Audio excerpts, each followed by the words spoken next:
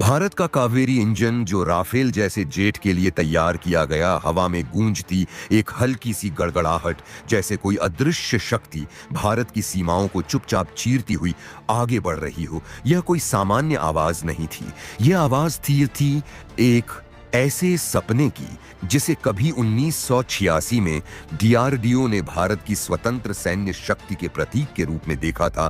Kaveri engine पर, जैसा कि हर महान सपने के साथ होता है, यह भी एक रहस्यमयी साजिश में उलझ गया।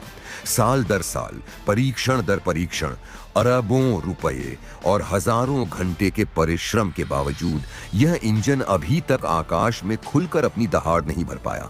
कुछ कहते हैं कि तकनीक अधूरी थी, कुछ मानते हैं कि विदेशी लॉबी नहीं चाहती थी कि भारत अपने दम पर एक जेट इंजन बना सके। दोस्तों, आगे बढ़ने से पहले वीडियो को एक लाइक और चैनल सब्सक्राइब जरूर से करें। पर असली सच्चाई अब भी सरकारी फाइलों और रक्षा गलियारों के गुप्त कोनों में दबा पड़ी है। हर बार जब यह इंजन टेस्ट बेंच पर आता, कभी थ्रस्ट में कमी, कभी ओवरहीटिंग और कभी अनएक्सप्लेन्ड वाइब्रेशन जैसी समस्याएं। क्या यह सिर्फ तकनीकी सीमाएं थीं या कोई और खेल चल रहा था? साल 1986 भारत एक ऐसे मोड़ पर खड़ा था जहां उसे खुद पर भरोसा करना सीखना था। पड़ोसी देश तेजी से हथियारों की होड़ में आगे बढ़ रहे थे और भारत अब भी विदेशी युद्धक विमानों पर निर्भर था। लेकिन तभी रक्षा अनुसंधान एवं विकास संगठन नीति में एक विचार जन्म लेता है। हम क्यों ना अपना खुद का फाइटर जेट इंजन बनाएं? यह विचार था, कावेरी का नाम रखा गया कावेरी, दक्षिण भारत की पवित्र नदी के नाम पर। यह सिर्फ एक इंजन नहीं था, यह भारत की आत्मनिर्भरता का प्रतीक बनने वाला था। लक्ष्य था इसे लाइट कॉम्बैट एयरक्राफ्ट तेजस के लिए तैयार करना, पूरी तरह स्वदेशी फाइटर जेट बना सके। और बस यहीं से शुरू होता है वह सफर जो आने वाले दशकों तक रहस्य, विज्ञान, विफलता और राजनीति के धागों में उलझता जाएगा। शुरुआत में सब कुछ सामान्य प्रतीत हुआ। सरकार ने परियोजना को हरी झंडी दी। करीब 300 करोड़ रुपए का प्रारंभिक बजट भी स्वीकृत हो गया। बेंगलुरु स्थित जीटीआरआई गैस टरबाइन रिसर्च एस्टेब्लिशमेंट को इसका जिम्मा सौंपा गया। देश के सर्वश्रेष्ठ वैज्ञानिकों को इस प्रोजेक्ट में लगाया गया। कुछ तो रूस और फ्रांस से प्रशिक्षित होकर आए थे। उम्मीद थी कि 10 सालों के भीतर भारत अपने दम पर एक अत्याधुनिक जेट इंजन तैयार कर लेगा। लेकिन जितनी सरल यह कल्पना थी, उतनी ही कठिन इसकी हकीकत साबित हुई। इंजन बनाना किसी युद्धक विमान से कहीं अधिक जटिल काम होता है। यह एक ऐसी तकनीक है जो आज भी दुनिया के गिने चुने देशों के पास ही है। अमेरिका, रूस, फ्रांस, ब्रिटेन और चीन, हर देश इस तकनीक को अपने सैन्य रहस्य की तरह छुपा कर रखता है। और यहीं पर शुरू हुआ कावेरी इंजन के रास्ते में पहला बड़ा अवरोध, तकनीकी गोपनीयता की दीवार।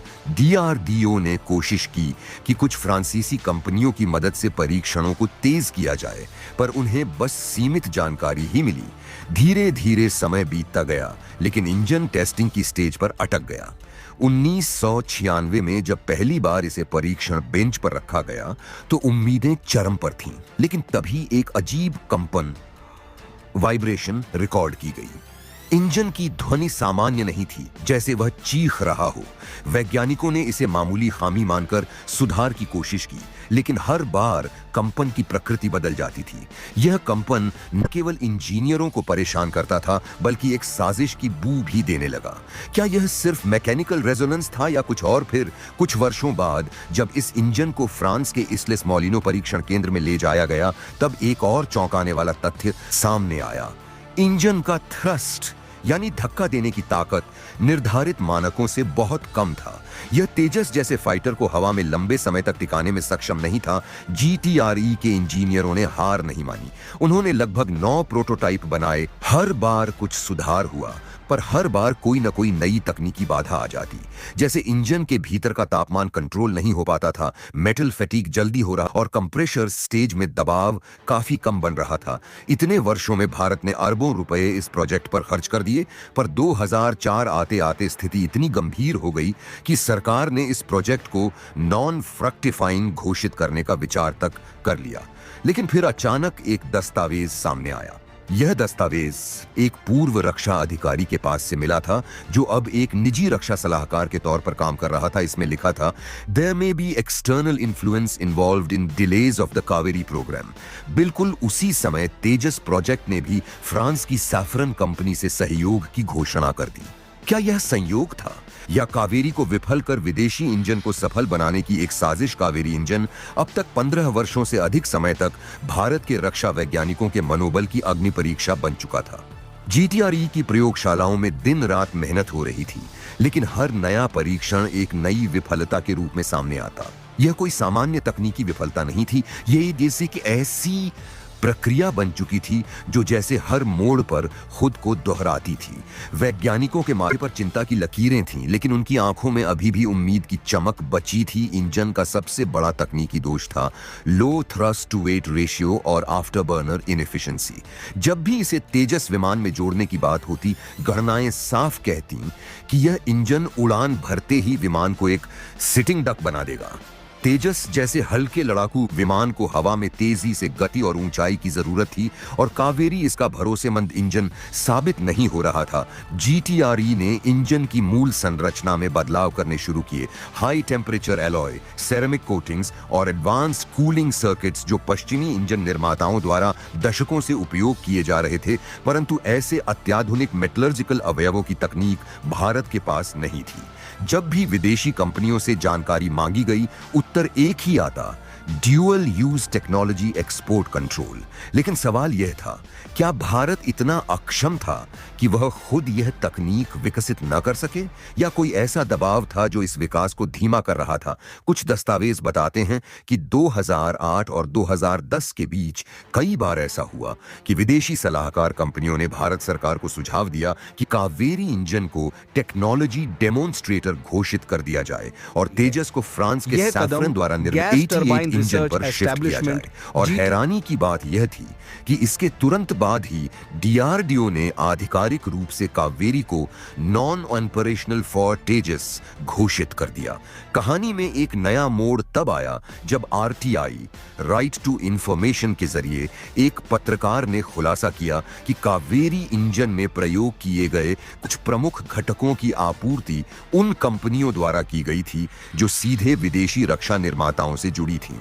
उनके द्वारा भेजे गए टरबाइन ब्लेड में माइक्रो क्रैक्स पाए गए थे, जो परीक्षणों में बार बार विफलता का कारण बनते रहे। क्या यह संयोग था या भारत के स्वदेशी रक्षा प्रयासों को अंदर से खोखला करने की चाल? GTRE के कुछ वरिष्ठ वैज्ञानिकों ने गुप्त रूप से यह मानना शुरू कर दिया कि इंजन की विफलता महज तकनीकी नहीं थी, बल्कि यह एक स्ट्रेटेजिक सैबोटाज का हिस्सा थी।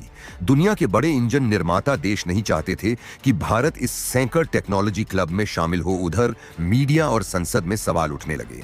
एक सांसद ने यहां तक पूछा, क्या भारत कभी अपने दम पर फाइटर इंजन बना पाएगा या हम हमेशा दूसरों के रहमो करम पर रहेंगे?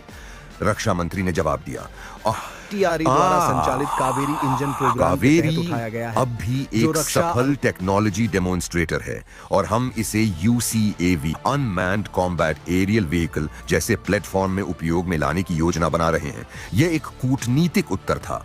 सच तो यह था कि तेजस के लिए कावेरी अब प्रासंगिक नहीं रह गया था, लेकिन फिर 2016 में एक नई उम्मीद की किरण जगी। DRDO और साफरान के बीच एक समझौता हुआ। कावेरी रिवाइवल प्रोग्राम के तहत फ्रांस भारत को तकनीकी सहयोग देगा, जिससे कावेरी को उन्नत बनाकर UCAVs और फ्यूचर एयर कॉम्बैट सिस्टम्स के लिए तैयार किया जा सके। लेकिन कुछ रक्षा विशेषज्ञों ने इसे घुटने टेक देना करार दिया। उनका कहना था, जब तक हम इंजन के मूलभूत सिद्धांतों में आत्मनिर्भर नहीं होते, तब तक यह सहयोग भी एक निर्भरता ही है। कावेरी इंजन की यात्रा भारतीय आत्मनिर्भरता की दिशा में एक लंबा और कठिन कदम था, लेकिन साथ ही यह भारत के लिए एक भविष्य के अवसरों का द्वार खोलने वाला कदम साबित हो सकता है। यह सफर भले ही अभी अधूरा हो, पर भारत के रक्षा क्षेत्र में एक नई दिशा और उम्मीद लेकर आया है। क्या भारत कावेरी इंजन को पूरा कर पाएगा? कमेंट बॉक्स में जरूर से बताएं और चैनल को सब्सक्राइब करें ताकि अगला वीडियो आप तक पहुंच सके।